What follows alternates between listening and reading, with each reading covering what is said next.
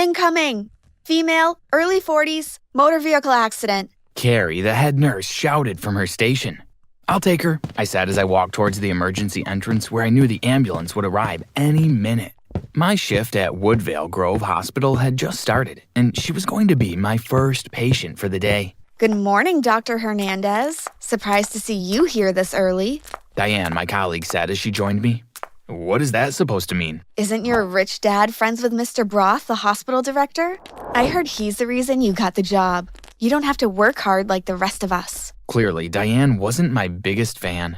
"Come on, Diane, if you keep harassing me like this, I'll start to think that you like me. You know all you have to do is ask me out for dinner." I winked at her and her cheeks turned pink.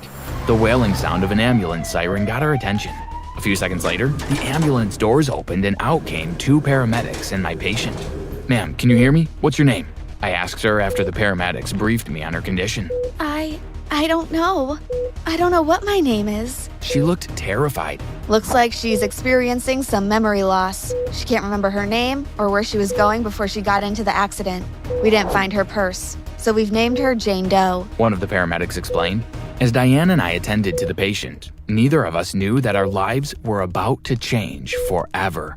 Before I continue with my story, please like this video and subscribe to this channel. Also, to be the first to know when more cool videos are added, hit that notification bell. "Good morning, Jane. How are you?" "Diane, what are you doing in here?" A few weeks had passed since Jane Doe was brought into the hospital. Although she was fully recovered from her injuries, she still hadn't regained her memory. Well, hello to you too. I was just keeping Jane company. Wouldn't it be funny if I regained my memory and we found out that my name was actually Jane? We all laughed. Do you have any good news for me? Actually, I do, but I've got some bad news too. Diane, if you'd excuse us, I'd like to talk to Jane alone. Whatever you have to say. Diane can hear it too. Diane crossed her arms across her chest as if to challenge me to say anything else. God, she was annoying. I shook my head and continued. "The good news is you've healed from your injuries. The bad news is that means we have to discharge you." But she still hasn't regained her memory. Where will she go? It was clear that Diane had taken a liking to Jane. "I've made arrangements to transfer her to a nursing home nearby," Mr. Broth, the hospital director, said as he joined us. But she'll be there all alone. "We've done all we can for her. Someone else needs this room. Jarvis, I want her discharged immediately." I found that a little harsh to say, especially in front of Jane. I also found it strange that Mr. Broth was eager to get rid of Jane, but I didn't dare challenge him. He was the director of the whole hospital. Do you know what that means? He was my boss's boss's boss. "Right away, sir." I gave Jane an apologetic look, but there was nothing more I could do for her. "Where are you rushing off to? A hot date?" I teased Diane. Our shift just ended and she looked like she couldn't wait to get out of there. I'm going to the nursing home to visit Jane. By the way, I knew you were cold-hearted, but you've not visited her even once. "I'm not cold-hearted." Prove it. Diane smiled. As far as evil smiles went, hers was pretty good. "Prove that I'm not cold-hearted? Fine, I'll adopt a puppy. Happy?" As much as I'd like to see that, I meant you should come visit Jane with me. She probably doesn't even remember me. Actually, she does. She even asked if you and I are dating. Violent coughing behind us startled us both. Mr. Broth was hunched over, coffee spilling all over his shirt. Mr. Broth, are you all right? Diane asked as she handed him some paper towels. "I'm all right, thanks. The coffee went down the wrong way." Mr. Broth had been acting strange the past few weeks. He always seemed to be around the corner when Diane and I were together. If I wasn't mistaken, he'd just been eavesdropping on our conversation just then. Weird, right? When Diane and I arrived at the nursing home, we found some kind of heated exchange going on at the reception. When we got closer, I realized that it was between Jane and a uniformed lady. What's going on here? Jane turned around fast when she heard my voice. She ran straight into Diane's arms. Please help me. They're kicking me out. What? Why would you do that? I addressed the uniformed lady. Her bill has not been paid for weeks. That had been a mistake. Mr. Broth assured me that the hospital was taking care of Jane's bill. I demanded to see their records and was shocked to see that the lady was telling the truth. Jane's bill was unpaid for weeks. Why would Mr. Broth lie? I'll pay her bill, then I'm getting her out of here. I can't believe you were about to kick her out. I was going to have a very serious talk with Mr. Broth, but first Diane and I needed to get Jane settled into my house. After we moved Jane to my house, I went online and searched for PI services nearby. After almost 1 hour of searching, I settled on one and called them immediately. Tom and Jerry Investigations. This is Jerry speaking. How may I help you? I chuckled to myself as the man on the phone introduced himself. Hey, yeah, I'm calling to book an appointment. Early the next day, Jane and I sat in front of Jerry, the PI. He told us his partner Tom was out chasing a lead. Jane told him what happened to her and asked if he could try and find out who she was. He wrote down some notes and took a photo of Jane. We filled some papers, paid, and left. On our drive back to the house, I thought I saw a car following us, but a few turns later, the car disappeared.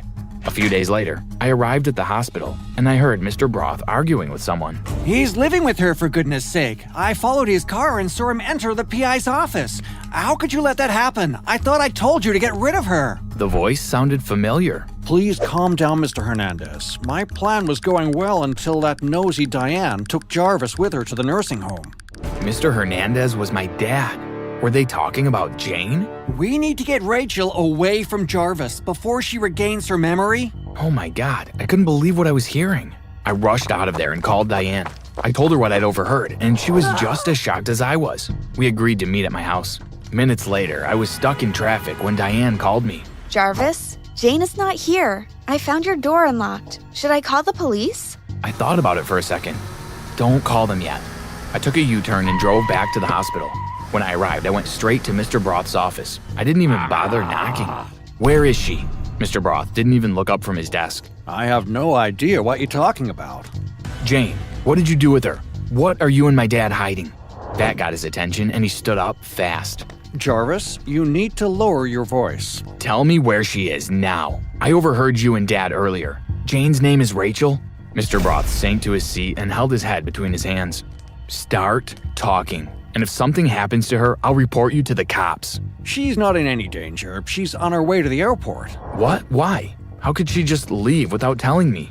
Please, sit down. Mr. Broth handed me an old, dusty medical file.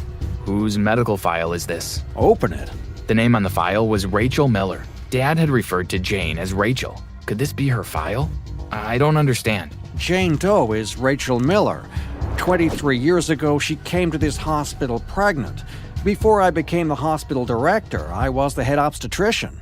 That means he used to help pregnant moms give birth to their babies.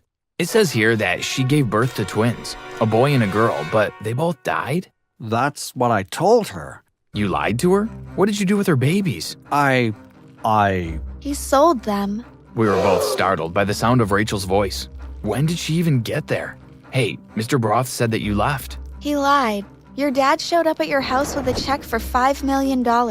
He told me to take it and disappear. I took the check, and he asked his driver to drive me to the airport. After the driver dropped me at the airport, I took a cab and came straight here.